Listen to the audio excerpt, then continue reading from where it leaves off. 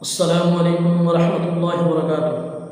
الحمد للہ رب العالمین والصلاة والسلام علی اشرف الانبیاء والمرسلین، اما بعد۔ محترم ناظرین، انسانوں میں سے کچھ لوگ ایسے ہیں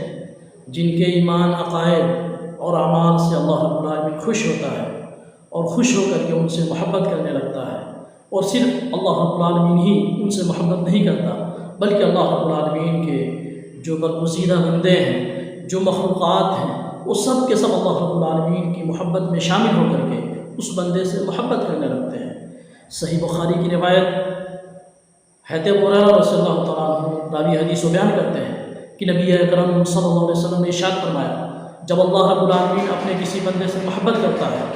تو اللہ رب العالمین جبریل سے کہتا ہے کہ جبریل، میں اپنے فلاں بندے سے محبت کرتا ہوں، اس لیے تم بھی اس سے محبت کرو۔ چنانچہ حضرت جبریل علیہ السلام اس سے محبت کرنے لگتے ہیں، اور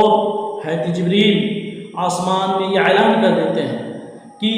اللہ کے فرشتوں، اللہ رب العالمین دنیا کے فلاں بندے سے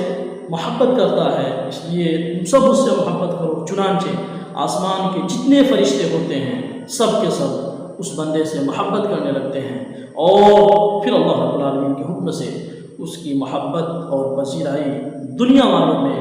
ڈال دی جاتی ہے، اور دنیا کے لوگ بھی اس کے اعمال کی وجہ سے اس سے محبت کرنے لگتے ہیں۔ لیکن سوال یہ پیدا ہوتا ہے کہ اللہ رب العالمین کسی بندے سے،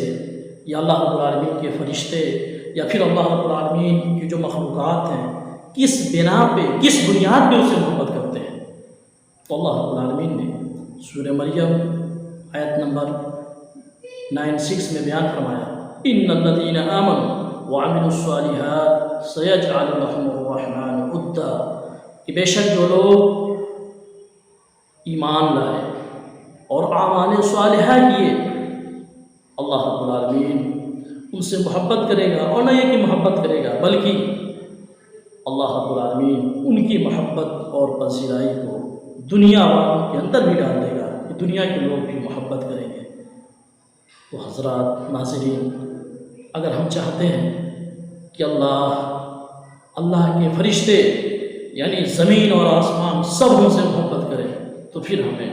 ایمان کے ساتھ ساتھ اعمال صالحہ کو بھی انجام دینا ہوگا۔ اللہ رب العالمین سے دعا ہے کہ مولا ہم تمام لوگوں کو ایسے اعمال کرنے کی توفیق دے جن کی وجہ سے اللہ تو